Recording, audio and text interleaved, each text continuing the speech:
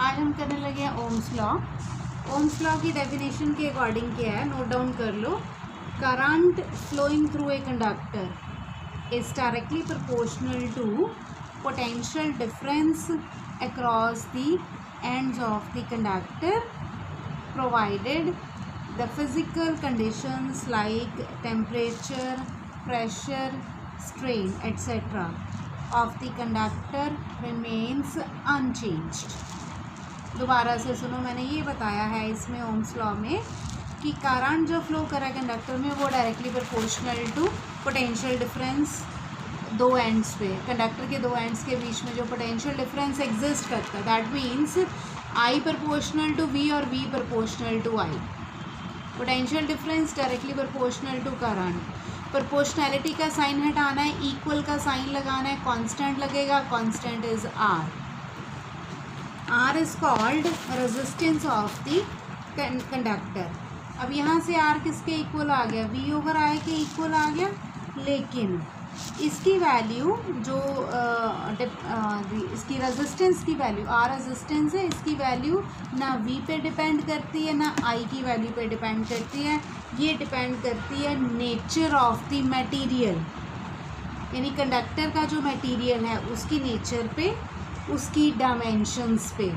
Dimensions जैसे कोई length है, एरिया है, लाइक, और टेम्परेचर पे, यानी तीन चीज़ों पे डिपेंडेंस होगी रेजिस्टेंस की। पहली नेचर ऑफ मटेरियल, दूसरा उसकी डायमेंशंस, और तीसरा टेम्परेचर। मैंने ये एक्सपेरिमेंटल वेरिफिकेशन शो करने के लिए डायग्राम, सर्किट डायग्राम बनाई है ओम्स लॉ के लिए। पहले तो इसके एलिमेंट्स देखो, ये हमने एक्स वाई जो है ये कंडक्टर लिए, इसके पैरेलल में ये लगा हुआ है volt meter. Volt meter potential difference देता है। सीरीज में आ गया एमीटर, ए से डिनोट किया मैंने एमीटर। एमीटर ने करंट देना है, और नीचे ये लगाया मैंने रियोस्टैट। रियोस्टैट जो है वो रेजिस्टेंस वेरी कराने के लिए, वेरिएबल रेजिस्टेंस लेने के लिए हम रियोस्टैट का यूज़ करते हैं। ये है की, यहाँ से मैंने स्पेस दी हुई है, मतलब की जो है वो ओपन है। इसमें प्लग इंट्रोड्यूस करेंगे तो सर्किट कंप्लीट तभी होगा, करंट तभी फ्लो करेगा। और इसके साथ ये जो लगे हुए बैटरी सेल अगर लगाएं, एक पॉजिटिव एक नेगेटिव टर्मिनल, अगर नंबर ऑफ सेल्स शो करना हो, जैसे यहाँ मैंने दो किए हैं, एक और एक दो, तो ये बन जाती है बैटरी।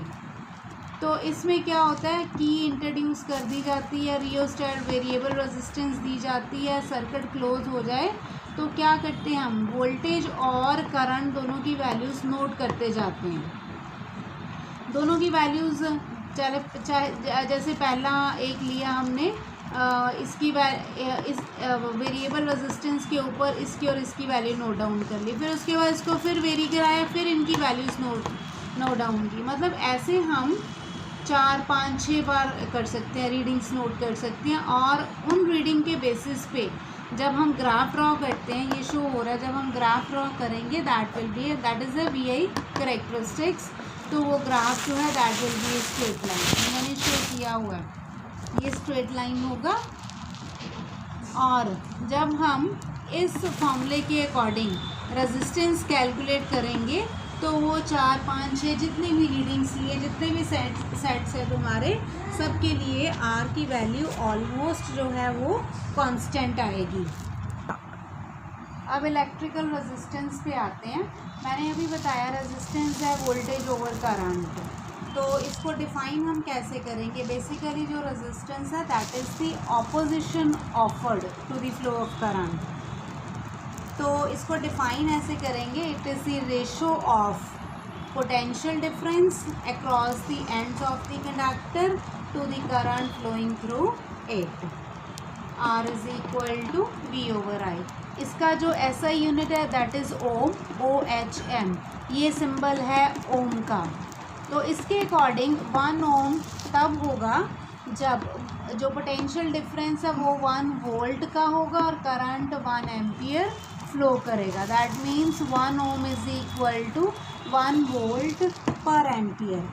इसको डिफाइन हम कैसे करेंगे, define resistance of a conductor is said to be 1 ohm if current of 1 ampere flows through it when potential difference of 1 volt is applied across it. फिर मैंने ये डायमेंशनल फार्मूला इसका कैलकुलेट किया है. Resistance is equal to V over I. V है potential. अब potential जो है वो होता है वर्क ओवर चार्ज के इक्वल. करंट ऐसे लग जाएगा, ये वर्क का लग गया, ये चार्ज का, ये करंट का. सो डायमेंशनल फार्मूला जो है ultimately it will be m1 L2 T-3 A-2. अब हम नेक्स्ट इस पे आएंगे कि जो रेजिस्टेंस है उसकी डिपेंडेंस किस किस के ऊपर है. जो फैक्टर्स के ऊपर रेजिस्टेंस डिपेंड करती है अब वो बताने लगी हूँ. पहले तो मैंने बताया नेचर ऑफ मटेरियल है. दूसरा हमने कहा था डायमेंशंस. डायमेंशंस में पहली है लेंथ. रेजिस्टेंस जो हो वो डायरेक्टली प्रोपोर्शनल टू लेंथ है. और दूसरा डायमेंशन है area. Resistance inversely proportional to area. दोनों फैक्टर्स को कंबाइन करो. R proportional to L over A हो गया. प्रोपोर्शनैलिटी का साइन हटाना है, इक्वल का साइन लगाना है, कांस्टेंट लगाना है. R is equal to constant L over A. ये है कांस्टेंट जो है that is resistivity. This is called resistivity और स्पेसिफिक रेजिस्टेंस. तो टेम्परेचर के ऊपर भी डिपेंडेंस है.